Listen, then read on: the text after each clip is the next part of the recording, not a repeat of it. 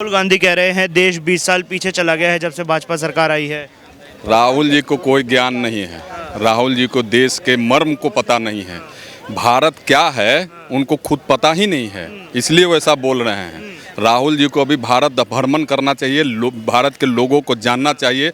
भारत एक अलग प्रकार का देश है और उसको समझना चाहिए, तब ऐसी बात करें। तानाशाही, देश में तानाशाही हो गई है, देश सही से नहीं चल पा रहा, मुसलमान देश में खतरे में है, तरह तरह के आरोप अमेरिका की धरती पर जाकर लगा रहे हैं। अब तानाशाही शब्द का मतलब अगर राहुल गांधी बताएं तो ये हमारे लिए दुर्भाग्य है। अच्छा। इमरजेंसी एक वर्ड लगी थी, उनकी दादी थी। तानाशाही का तो स्पेशल मीनिंग उनकी दादी भारत देश को समझा के गई हैं। उससे बड़ा कुछ हुआ है क्या? इस देश में इमरजेंसी के बाद ऐसा कुछ हुआ है कि आप स्वतंत्र हो के आज ये कर्तव्य पथ पर घूम के हमसे पूछ रहे हैं? इमरजेंसी के वक्त आपको क्या पूछना है? क्या इंदिरा गांधी ओके करती थी तब होता था? वो तानाशाही से तो बड़ा तानाशाही कुछ भी नजर नहीं आ रहा है हमारे यहाँ पे। दिग्गज मिलकर भी नहीं हरा पाए। बिल्कुल नहीं, बिल्कुल नहीं। देश के जनता आदरणीय नरेंद्र मोदी जी के पक्ष में है और देश पूरा आगे जाने वाला है, मजबूत होने वाला है, इसलिए कहीं कोई विपक्ष का कोई गुंजाइश नहीं। नमस्कार सर, क्या नाम है आपका? सरोज रंजन पटेल नाम है। कहाँ के रहने वाले हैं? बिहार से हैं। बिहार से। हाँ, पटना। अगले साल देश में प्रधानमंत्री पद के चुनाव होने वाले हैं, क्या लग रहा है इस बार कौन सी पार्टी बाजी मारेगी? Obviously Bharatiya Janata party. Obviously. बिल्कुल। क्या कारण है? इतना काम हुआ है, देश मजबूत हुआ है, देश का नाम रोशन हुआ है, इंफ्रास्ट्रक्चर मजबूत हुआ है, देश के अंदर सारा व्यवस्था सुचारू रूप से चल रहा है। इसलिए पूरा उम्मीद है कि आदरणीय नरेंद्र मोदी जी को फिर से बहुमत देश की जनता देगी। राहुल गांधी कह रहे हैं देश 20 साल पीछे चला गया है जब से भाजपा सरकार आई है। राहुल जी को कोई ज्ञान नहीं है। राहुल जी को देश के मर्म को पता नहीं है। भारत क्या है उनको खुद पता ही नहीं है, इसलिए वैसा बोल रहे हैं। राहुल जी को अभी भारत भ्रमण करना चाहिए, भारत के लोगों को जानना चाहिए। भारत एक अलग प्रकार का देश है और उसको समझना चाहिए, तब ऐसी बात करें। अब तो आप बिहार से हैं, तो बिहार के ही मुख्यमंत्री की चर्चा करते हैं, नीतीश कुमार की। विपक्षी एकता बना रहे हैं, महागठबंधन बना रहे हैं और कह रहे सत्ता से उखाड़ कर फेंक देंगे भाजपा को।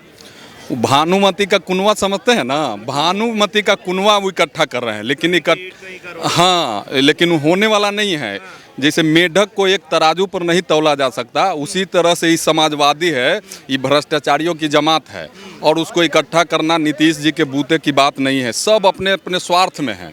हम कैसे प्रधानमंत्री बन जाए, हमको प्रधानमंत्री का उम्मीदवार क्यों नहीं बना दे, सब अपने अपने दाव पेच में है, स्वार्थ में है और इसलिए मुझे लगता है कि ये सक्सेस उनका होने वाला नहीं है। नहीं हो पाएगा, तो सब दिग्गज मिलकर भी नहीं हरा पाएंगे। बिल्कुल नहीं, बिल्कुल नहीं। देश के जनता आदरणीय नरेंद्र मोदी जी के पक्ष में है और देश पूरा आगे जाने वाला है, मजबूत होने वाला है, इसलिए कहीं कोई विपक्ष का कोई गुंजाइश नहीं। देश का प्रधानमंत्री है, बहुत अच्छी बात है, इसमें क्या बुराई है? काम अच्छे हो रहे हैं, 9 साल अब हुए सरकार के, तो अच्छे हो रहा है, सब कुछ अच्छा हो रहा है। क्या नाम है आपका? मोहम्मद खुर्शीद नाम है। कहाँ के रहने वाले हैं? मैं दिल्ली का रहने वाला हूँ। दिल्ली के ही हैं। अच्छा, कल दिल्ली में एक महारैली हुई जिसमें दिल्ली के अरविंद केजरीवाल जी जो मुख्यमंत्री हैं, उन्होंने बोला देश का प्रधानमंत्री अनपढ़ है, देश का प्रधानमंत्री चौथी पास है। आपको क्या लग रहा है, ऐसा बोलना चाहिए था, ये गलत है? सच बोलना चाहिए था, सच बोलने में कोई बुराई नहीं है। सच बोला ये बात उन्होंने जो बोली? मुझे क्या पता, सब बताते हैं, 99% लोग बताते हैं कि वो पढ़े लिखे नहीं है, लेकिन पढ़े लिखे और अनपढ़ से कोई मतलब नहीं होता। देश चला रहा है, अच्छी बात है। देश अच्छा चल पा रहा है, 9 साल को देखते हो क्या लग रहा बढ़िया चल रहा है। बस ये है कि लोगों को, गरीब लोगों को परेशानी होती है, उनको छोटी छोटी बातों को ध्यान देना चाहिए बस। है? हैट्रिक हो पाएगी इस बार? हैट्रिक तो नहीं कह सकता, मन जाए अच्छी बात है, अगर ना मानेंगे तो मेरे को लगता है कि देश का बहुत बड़ा नुकसान होगा ना बनने से। ना बनने से नुकसान होगा। हाँ। मेरा नाम मनीष है। कहाँ के रहने वाले हैं? बिहार, भारत देश का वासी हूँ, बिहार राज्य से आया हूँ। हाँ हाँ। अगले साल देश में प्रधानमंत्री पद के चुनाव होने वाले हैं, क्या लग रहा है कौन सी पार्टी बाजी मारेगी? कौन सी पार्टी बाजी मारेगी? अब देखिए, एक फोरकास्ट करना है, अनुमान करना है, तो हमारे दृष्टिकोण से तो इस देश के भविष्य को संवारने वाली पार्टी एक ही है जो 2014 से ये बता रही है कि हम देश के लिए हैं। राहुल गांधी कह रहे हैं 2014 के बाद से देश 20 साल पीछे चला गया। राहुल गांधी ये कैसे बता रहे हैं मुझे नहीं पता, क्योंकि वो तो बॉर्न विथ गोल्डन स्पून है।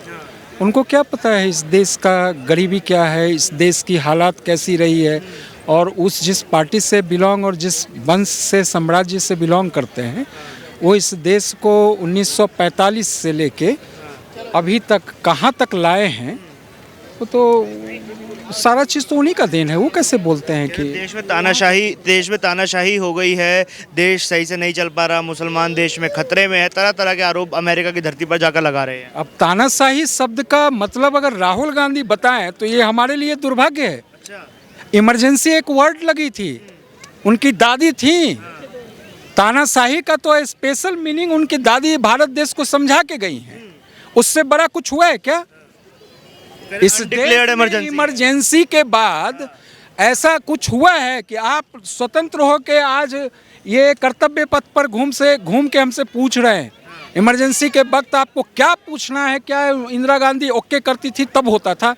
वो तानाशाही से तो बड़ा तानाशाही कुछ भी नजर नहीं आ रहा है हमारे यहाँ पे। कपिल सिब्बल ने भी यही बात बोली। अरविंद केजरीवाल की रैली में आए थे कपिल सिब्बल, उन्होंने ये बात बोली है कि अगर 2024 में मोदी दोबारा प्रधानमंत्री बनते हैं तो नरेंद्र पुतिन बन जाएंगे, यानी देश में तानाशाही हो जाएगी, चुनाव होने ही बंद हो जाएंगे, मरने तक ही नरेंद्र मोदी प्रधानमंत्री बने रहेंगे। अब कपिल सिब्बल अब अगर इस ढंग का स्टेटमेंट दे रहे हैं तो हमको तो कपिल सिब्बल पे उंगली उठाना मन कर रहा है। नहीं करना चाहिए वैसे व्यक्ति पे जो राम मंदिर को लेके 12 बजे रात में कोर्ट खुलवाता हो और जो जेएनयू में और संसद भवन पे हमला करने वाले आतंकवादी के लिए सुप्रीम कोर्ट का दरवाज़ा खटखटाता हो। वो कपिल सिब्बल कांग्रेस में रह के सारा सुख सुविधा भोग के अपना नाम कपिल से कपिल सिब्बल कहला के आज दूसरी पार्टी में ऐश कर रहे हैं और वो पुतिन से कंपैरिजन कर रहे हैं। अरे कहाँ रूस है भाई? कहाँ तुम इंडिया को गर्त में रखे हो? अगर वैसा भी हो जाता है ना तो ये देश का कल्याण ऑटोमेटिक हो जाएगा। हाँ, लेकिन हम नहीं चाहते हैं कि वो शब्द ऐड हो जाए तानाशाह। इस देश में तानाशाह शब्द का हम 2014 के बाद हम नहीं देखे हैं। तानाशाह शब्द जिसको इमरजेंसी, जिसको तानाशाही रवैया बोलते हैं, इंदिरा गांधी का पूरा देश देख चुकी है। अच्छा, आपके बिहार के ही एक नेता हैं नीतीश कुमार, आजकल विपक्षी एकता की बात कर रहे हैं, महागठबंधन की बात कर रहे हैं, कह रहे हैं भाजपा को सत्ता से उखाड़ कर फेंक देंगे 2024 में। जो नीतीश कुमार जंगल राज का हल्ला कर कर के सुशासन का गवर्नमेंट देने का काम किए। कौन जंगल राज? लालू यादव का जंगल राज। उसी के निगेटिविटी में लोग खुश होकर इनको वोट दिया, सुशासन रहे भी, काम भी किए 5 साल वो। आज वो फिर जंगल राज वाले आदमी में शामिल हो गए हैं। वो अब कह रहे हैं मोदी को हम हटाएंगे। पहले वो क्लियर कट बताएं कि उस तेजस्वी यादव का पॉलिटिकल डेथ क्यों कर दिए? कब तक तेजस्वी यादव के साथ रहेंगे? उनका तो सब चीज बेड़ा गर्क कर दिए। वो कह रहे हैं कि सत्ता से उखाड़ कर फेंक देंगे भाजपा को। अरे हो सकता है उनके पास कोई जादुई छड़ी हो, उनको 12 बजे रात में कुछ सपना आता है और नेक्स्ट डे जो आदमी बोलता था इस देश में मोदी को कोई हटा नहीं सकता है, कोई नेता है ही नहीं, वो आदमी एक दिन में सत्ता परिवर्तन कर लेता है और 9 महीना के बाद बोलता है कि मोदी को हटाएंगे।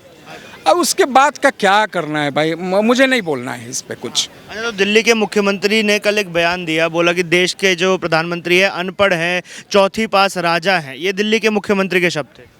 मुझे बहुत खुशी है कि दिल्ली के मुख्यमंत्री आधी राज्य का संज्ञा वो देते हैं, लेकिन भूल जाते हैं कि पूरे भारत अब विश्व में दिल्ली को भारत की राजधानी बोली जाती है।